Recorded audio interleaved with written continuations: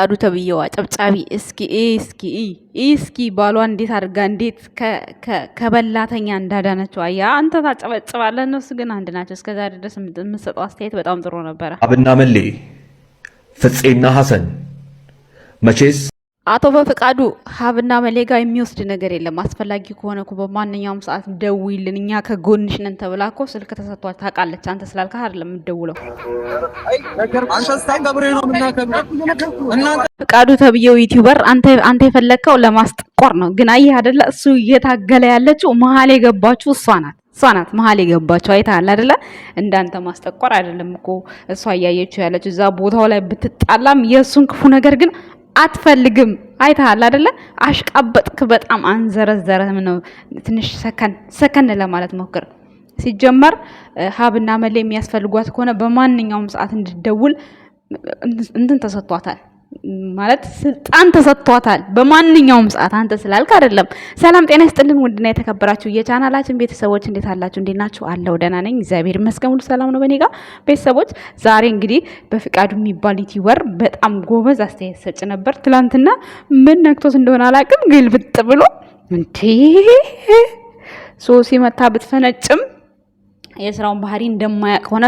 በነገራችን ላይ ዩቲዩበር ሆናችሁ እንደማያቅ ሰው የማይሆን ንግግር ስትናገሩ ያስጠላባችኋል። በቃ ሶሲናና ዳኒ የመጡት እዚህ ቦታ ላይ በቃ አንድና አንድ የሃይሚ 200,000 ለመሙላት ስለተፈለገ ብቻ ነው። ስለዚህ ዩቲዩበር ሆናችሁ ቲክቶከሮች ኦኬ ምንም ስለ ዩቲዩብ ቶሎ ላይረዱ ይችላሉ። ግን ዩቲዩበር ሆናችሁ ዩቲዩብ የምታውቁ የዩቲዩብ አሰራር የምታውቁ ሰዎች በፍቅረኛሞች መካከል ገብታችሁ እንደዚህ አይነት ወጣ ከፍ ዝቅ የሚል ነገር ባትናገሩ በጣም ጥሩ ነው።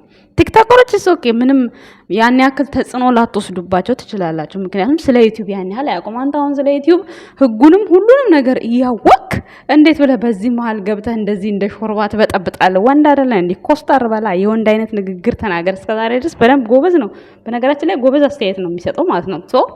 አንተ እኮ ዛሬ ብሩክን ልታስጠቁረው ብትሞክር ማለት ነው የሚደበድበው ሰው ሲመጣ ግን መሀል እኮ ነው ዘላ የገባችው። ፍቅረኛው ሃይሚ አላየህም እንዴ? አንተ አሁን እንደዚህ ስታማስል እሷ እንኳን ቆማ አላየችም። ሲመቱት ወይም ሲደበድቡት ቆማ አላየችም። ዘላ መሀል እሷ ነች የገባችው። ሶሲ አይደለችም ዳኒን የያዘችው ሶሲ አይደለችም። ማናት? ሃይሚ ናት መሀል ገብታ ዳኒን መንጭቃ የወሰደችው ሃይሚ ናት። እሱን እያወቅ ዩቲዩብ እያወቅ ብሩክን ይሄን ያክል ለማስጠቆር ጉድጓድ መቆፈር አይጠበቅበትም። በፍቃዱ ተብዬው ማለት ነው። አድርሱለት። እስከዛሬ ድረስ በጣም ጎበዝ አስተያየት ሰጭ ነው። ትናንትና ግን ምን ሆኖ እንደሆነ አላውቅም። በቃ ባይገባህ ስለ ዩቲዩብ ስራው ባይገባህ ሶኬ እረዳሃለሁ። ዩቲዩብ እየሰራህ ዩቲዩብ ላይ ሆነ እዛው ቦታው ላይ ቆመህ እየሰራህ እያለ ምን ማለት ነው በዚህ ልክ የብሩክን ስም ለማስጠቆር እንደዚህ ዙሪያ ጥምጥም መጓዝ፣ ቤተሰብ ጋር መሄድ፣ እንደዚህ ሁን በዚህ ወጥቶ በዚህ ሁን። አንተ ስላልካ ሳይሆን እኮ ብሩክ አንድ ነገር ቢያደርግሽ እኛ አለን በማንኛውም ደውይልን እኮ ብሎ ነው በቤተሰቦቹ ፊት ቆመው ስልጣን የሰጧት ማለት ነው። እንደፈለገች እንድታረገው ብሩክን ማለት ነው። አንተ ምን ይመለከታል? አይመለከትህም። ስለዚህ አስተያየትክን ብታስተካከል በጣም የተሻለ ነው። በፍቃዱ ዩቲዩበር በእርግጥ የሃይሚ ደጋፊዎች ወደውሃል፣ ግን ደግሞ ይውደዱ ለምወደዱሃል። ምክንያቱም እነሱ እዚህ ጋር አንድና አንድ ምንም የገባቸው ነገር ስለሌለ ማለት ነው። የገባቸው ነገር የለም። አንተ ግን እንዳልገባህ ሆነህ ብሩክ ላይ እንዲጠቆር ያደረግከው ነገር በጣም ያስጠላል። በጣም ማለት ነው። ለምን ዩቲዩበር ስለሆንክ ነው ይሄን የምነግርህ እንጂ ሌላ ነገር አይደለም። ዩቲዩበር የሆናችሁ ሰዎች ለሃይሚም ሆነ ለብሩኬም ሆነ ለማንም ሆነ የሚያስጠቆር ነገር ስትናገሩ በጣም ይደብርባችኋል። በጣም ማለት ነው። ለምን ዩቲዩብን ስለምታውቁት። የማታውቁ ከሆነ የማትችሉ መናገር ካልፈለጋችሁ፣ ሀሳብ መግለጽ ካልፈለጋችሁ ማለፍ ትችላላችሁ እንጂ ከፍ ዝቅ ማድረጉ አስፈላጊ ነው ብዬ አላስብም። ምክንያቱም የተናገረው ነገር ስላለ ማለት ነው። እኔ በእርግጥ ከፍ ዝቅ ታደርጊያለሽ እባላለሁ፣ ግን እኔ የምባልበትን ቫልዩ እኔ አውቀዋለሁ። እኔ አላረግም፣ እኔ ለራሴ አላረግም። ተመልካቹ ግን ይላል። ያን የሚልበት ምክንያት እኔ ስለማውቀው ለምን ብሩክን እንደዚህ ድፍጥጥ አድርጎ የሚረግጥላቸውን ሰው ይወዳሉ። መሆን የለበትም። ለምን ሁለቱ ነገ ጠዋት ስለሚገናኙ ለምን ብሩክን ምን አደረጋቸው? ለምን እንደዚህ ያስጠቆሩታል? ለምንስ ቤተሰብ ድረስ ሄዶ እንዲሰደብ ለምን ያደርጉታል? በዛ ምክንያት ነው አሁን በፍቃዱን ቲክቶክ ላይ ሽክርክር እያደረጉት ነው። ኦኬ አሽከርክሩስ፣ ችግር የለውም ወንድማችን ነው፣ ይደግ ምንም ማለት አይደለም። ግን ንግግርህን ማስተካከል አለብህ። ብሩክን ማስጠቆር መቼም አትችልም፣ መቼም ማለት ነው። ይደብራል። ወንድ ልጅ ሆነህ እንደገና ደግሞ በቃ የሆነ የሌለ ነገር ስታወራ እሷ እንኳን እንደዛ ተጣልተው እንኳን የሚደበደበው ሲመጣ ዘላ መሀል ነው የገባችው።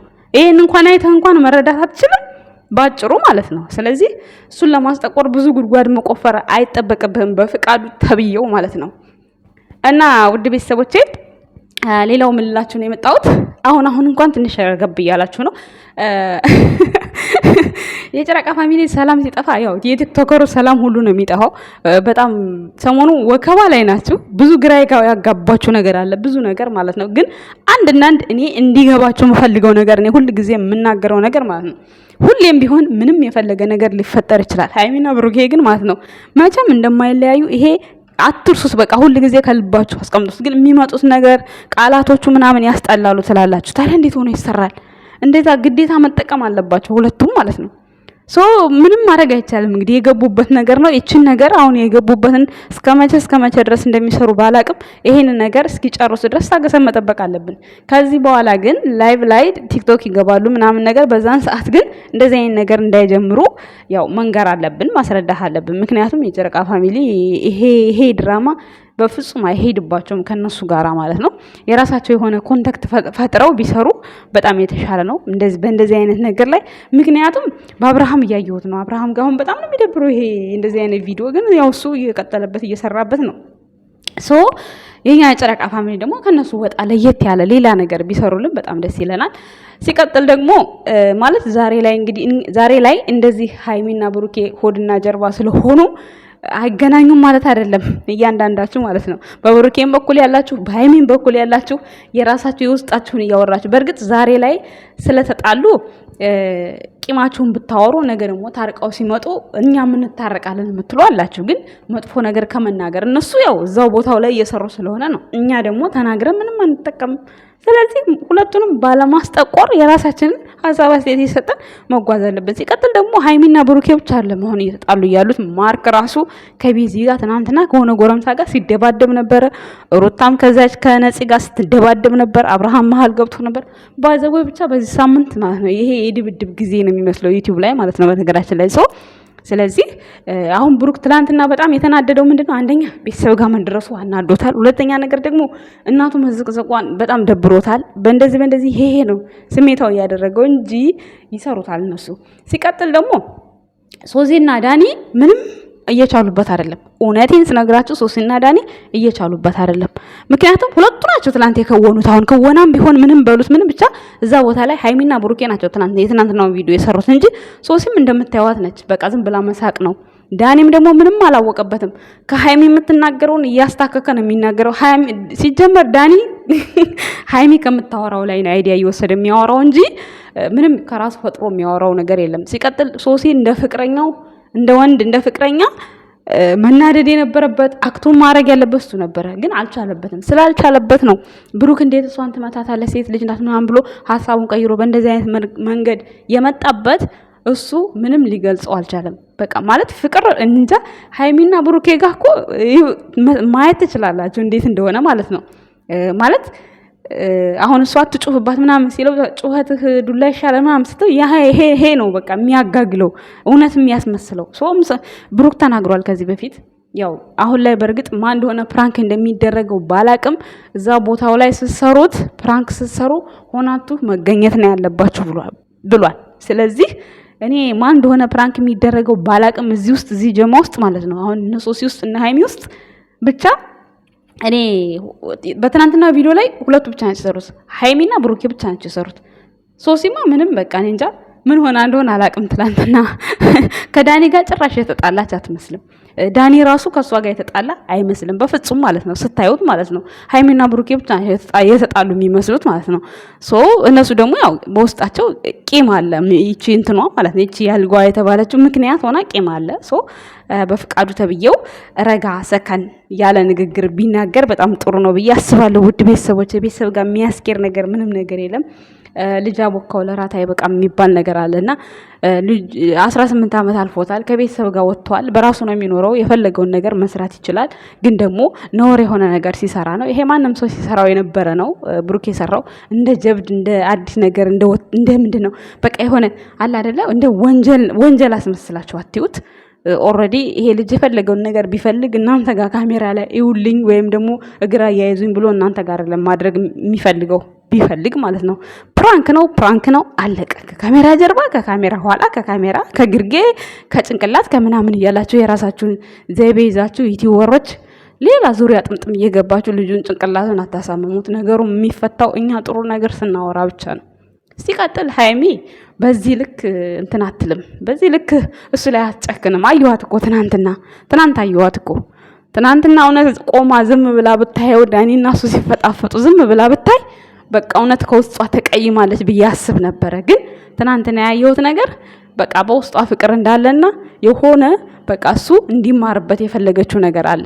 ምክንያቱም በቃ ከሶሲ ወይ እንዲርቅ ትፈልጋለች ወይም ደግሞ ይሄንን አጀንዳ አድርገውት ያው ሰብስክራይቧን መሙላት ትፈልጋለች ወይም ደግሞ እሱም ፕራንክ ያደረገችው ሊሆን ይችላል። ብዙ ጊዜ ሃይሚ ፕራንክ ስትደረግ ወደዛው ነው የመገልበጥ ባህሪ ያላት። ከዚህ በፊትም ታውቃላችሁ ሶሲ በሰራችሁ ከፍፄን አፈቀርኩ ብላ በጣም የእውነት አስመስላ የሰራችሁ። ያው በመሃል ወደ ቡታጅራ ሊሄዱ ሲሉ አሳጠሩት እንጂ በአለም እየደረሰ ስለነበረ አሳጠሩት እንጂ ረጅም ጉዞ መጓዝ ትችል ነበር በዛን ሰዓት። አሁን ፍፄን አፈቀርኩ ብላ ዛሬም ደግሞ ኢንስታግራም ላይ እንግዲህ የነዋይ ደበበና የማን ሙዚቃ ለቃለች ማለት ነው። እንግዲህ ህይወት ይቀጥላል ስላለች ህይወት ከማን ጋር እንደሚቀጥል እንግዲህ ምን ይሆናል ችግር የለም እስከ መጨረሻ እናያለን። ግን ዞሮ ሃይሚና ብሩኬ መገናኘታቸው የማይቀር እንደሆነ እናንተ በውስጣችሁ መርሳት ተስፋ መቁረጥ የለባችሁም። ትላልቅ ዩቲዩበሮችም ሀሳብ አስተያየት ሲሰጡ ትክክለኛ የሆነ ነገር ሀሳብ ስጡ።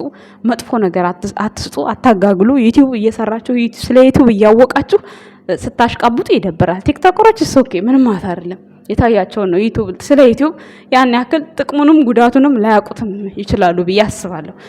ላያውቁትም ይችላሉ። ግን ሞር ዩቲዩብ የምትሰሩ ሰዎች ደግሞ በጣም ታውቁታላችሁ ይሄ ነገር ለምን እንደዚህ እንደሚሆን ለምን እንደሆነ ታውቃላችሁ። ስለዚህ እነሱ እዚህ ጋር በጣም ክብራቸው ወርዶ እየተሰደቡ እየሰሩ እናንተ ደግሞ ቁጭ ብላችሁ በመስኮት ስለነሱ እያወራችሁ እየፈተፈታችሁ የምትጠቀሙ መሆናችሁን እያወቃችሁ በመካከላቸው አንዳንድ የሚያስጠላ ንግግር ባትናገሩ በጣም ጥሩ ነው ብዬ አስባለሁ። እንዳንድ ኦዲየንስ እንዳንድ ተከታታይ መልካም ነገር አውርቶ ሰላምን መመለስ የመሰለ ነገር ጥሩ ነገር ማውራት ማለት ነው። ቤተሰቦች አይደል እንዴ እቺ ቀን ትመጣለች ታያዋታላችሁ። እዚህ ጋር ብሩክ ማኩርፎ ይቅርታ ተጠይቆ እንደገና ደግሞ ፍፄ ጠፋ እያላችሁ ነው። ፍፄ በጣም ግራ ይገባዋል። አይታችኋል ከትናንት ወዲያ እንዴት እንደሆነ ቆሞ ነው ቪዲዮ ያለቀው። በጣም እያዘነ ነበርና ያው ፍፄም እንደዚሁ በመሃል እየመጣህ በአንዳንድ ቪዲዮ እየሰራህ የራስህን ሀሳብ መግለጽ ትችላለህ። ጠፋ እየተባልክም ስለሆነ አንዳንድ ቪዲዮ መስራት ትችላለህ በእነሱ ዙሪያ ምናምን ባይዘው ማለት ነውና ያው ለማስታረቅ እሱም እንደሚጥር ተስፋ አድርጋለሁ። ያው ያቀዱበት እቅድ ላይ እስኪደርሱ ድረስ ነው እንጂ ይሄን ያክል እኔ በዚህ ልክ ሃይሚ አክብደው ተጣልተዋል ብዬ እኔ አላስብም። በትላንትና ቪዲዮ ብዙ ነገር ተምሬያለሁ። ውድ ቤተሰቦቼ አመሰግናለሁ ማለት ነው። ምን ይሆናል ዛሬ እንግዲህ ቀጣዩን መልካም ምሽት ይሁንላችሁ። ባይ ባይ።